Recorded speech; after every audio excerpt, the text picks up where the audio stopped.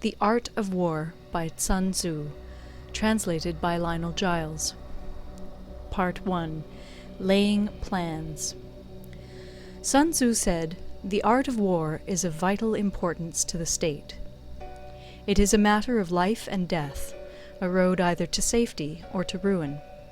Hence it is a subject of inquiry which can on no account be neglected. The art of war, then, is governed by 5 constant factors, to be taken into account in one's deliberations when seeking to determine the conditions obtaining in the field. These are 1. The moral law, 2. Heaven, 3. Earth, 4. The commander, 5. Method and discipline. The moral law causes the people to be in complete accord with their ruler, so that they will follow him regardless of their lives, undismayed by any danger. Heaven signifies night and day, cold and heat, times and seasons. Earth comprises distances, great and small, danger and security, open ground and narrow passes, the chances of life and death. The commander stands for the virtues of wisdom, sincerity, benevolence, courage, and strictness. By method and discipline are to be understood the marshalling of the army in its proper subdivisions, the graduations of rank among the officers, the maintenance of roads by which supplies may reach the army, and the control of military expenditure. These 5 heads should be familiar to every general. He who knows them will be victorious. He who knows them not will fail. Therefore, in your deliberations, when seeking to determine the military conditions, let them be made the basis of a comparison in this wise. 1. Which of the 2 sovereigns is imbued with the moral law? 2. Which of the 2 generals has most ability? 3. With whom lie the advantages derived from heaven and earth? 4. On which side is discipline most rigorously enforced? 5. Which army is stronger? 6. On which side are officers and men more highly trained? 7. In which army is there the greater constancy both in reward and punishment? By means of these 7 considerations I can forecast victory or defeat. The general that hearkens to my counsel and acts upon it will conquer. Let such a one be retained in command.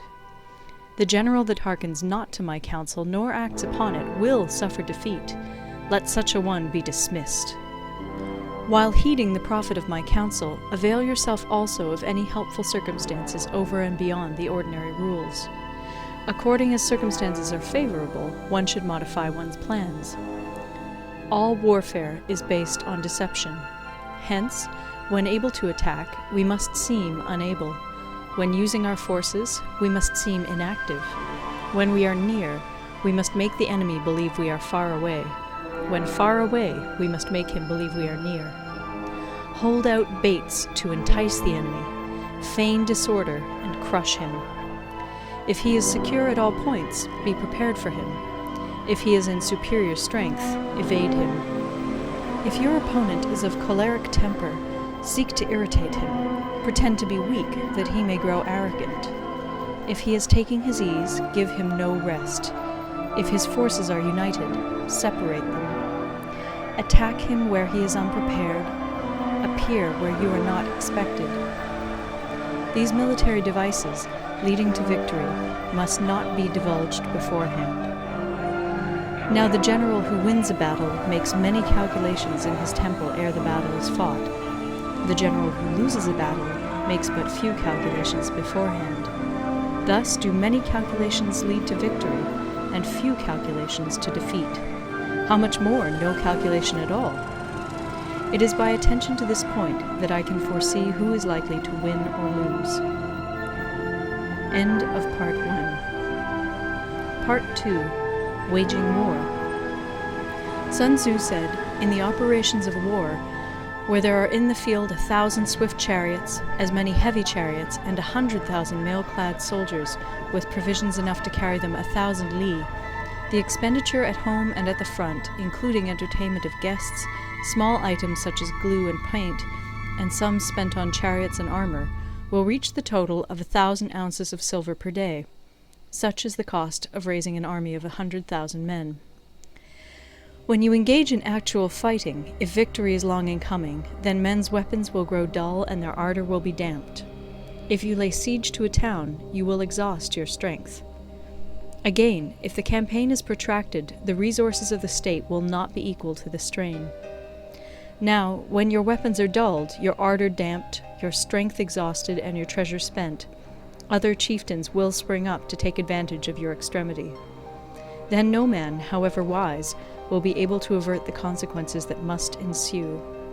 Thus, though we have heard of stupid haste in war, cleverness has never been seen associated with long delays.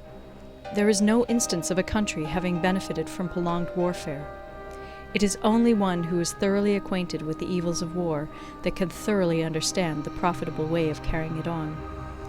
The skillful soldier does not raise a second levy. Neither are his supply wagons loaded more than twice. Bring war material with you from home, but forage on the enemy. Thus the army will have food enough for its needs. Poverty of the state exchequer causes an army to be maintained by contributions from a distance. Contributing to maintain an army at a distance causes the people to be impoverished. On the other hand, the proximity of an army causes prices to go up, and high prices cause the people's substance to be drained away. When their substance is drained away, the peasantry will be afflicted by heavy exactions. With this loss of substance and exhaustion of strength, the homes of the people will be stripped bare, and 3/10 of their income will be dissipated, while government expenses for broken chariots, worn-out horses, breastplates and helmets, bows and arrows, spears and shields, protective mantles, draft oxen, and heavy wagons will amount to 4/10 of its total revenue. Hence, a wise general makes a point of foraging on the enemy. 1 cartload of the enemy's provisions is equivalent to 20 of one's own, and likewise a single picul of his provender is equivalent to 20 from one's own store. Now, in order to kill the enemy, our men must be roused to anger. That there may be advantage from defeating the enemy, they must have their rewards. Therefore, in chariot fighting, when 10 or more chariots have been taken, those should be rewarded who took the first. Our own flags should be substituted for those of the enemy, and their chariots mingled and used in conjunction with ours. The captured soldiers should be kindly treated and kept. This is called using the conquered foe to augment one's own strength. In war, then, let your great object be victory, not lengthy campaigns. Thus it may be known that the leader of armies is the arbiter of the people's fate, the man on whom it depends whether the nation shall be in peace or in peril. End of Part 2. Recorded in Toronto, Ontario by Moira Fogarty, October 2006.